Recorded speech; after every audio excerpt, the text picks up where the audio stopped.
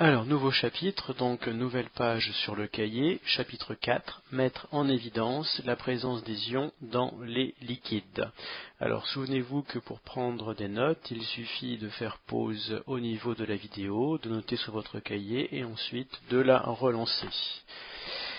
Alors, dans ce chapitre, nous allons aborder différentes connaissances du socle commun, les voici, ceci c'est pas à noter, les différentes parties du chapitre qui ne sont pas à noter pour l'instant.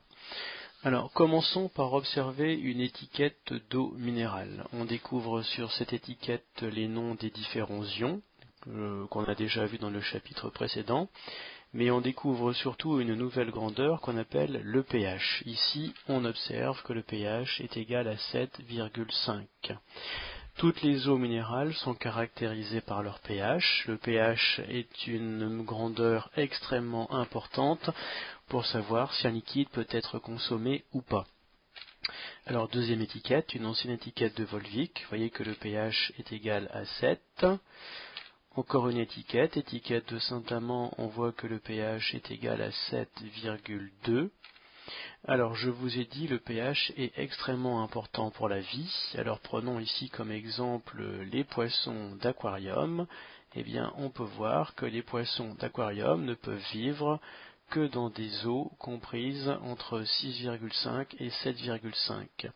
Si le pH est compris dans cette zone, les poissons meurent. Si le pH est supérieur à 7,5, les poissons meurent également. Cette grandeur est donc extrêmement importante pour la vie des poissons. Alors, voilà tout ce que vous aurez à écrire dans le cahier. Le pH, c'est une grandeur sans unité. Le pH, vous pouvez le remarquer sur cette échelle ici, est compris entre 0 et 14. Le pH le plus bas est ici, c'est 0.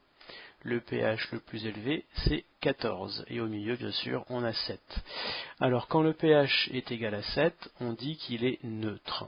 Vous le voyez ici, le pH est neutre. Quand le pH est inférieur à 7, on dit qu'il est acide. Vous le voyez apparaître ici. Et quand le pH est supérieur à 7, on dit qu'il est basique. Vous le voyez également apparaître ici. Donc ces termes sont à connaître et à apprendre par cœur. Voilà ce que vous allez écrire sur le cahier. Sur les étiquettes des eaux minérales, on découvre la valeur du grandeur notée pH. Si le pH ne possède pas d'unité, il est compris entre 0 et 7. Si le pH du liquide est inférieur à 7, on dit qu'il est acide. Si le pH du liquide est supérieur à 7, on dit qu'il est basique. Voilà, tout ça c'est à noter sur le cahier, avec le titre, le grand 1, le petit 1. Et si le pH est égal à 7, on dit qu'il est neutre. Bien. Alors, dans la première activité, on va apprendre à mesurer le pH avec du papier pH. Alors, vous allez avoir une petite vidéo associée à celle-ci pour vous expliquer comment on mesure le pH avec le papier pH. Et vous écrirez le protocole suivant dans le cahier.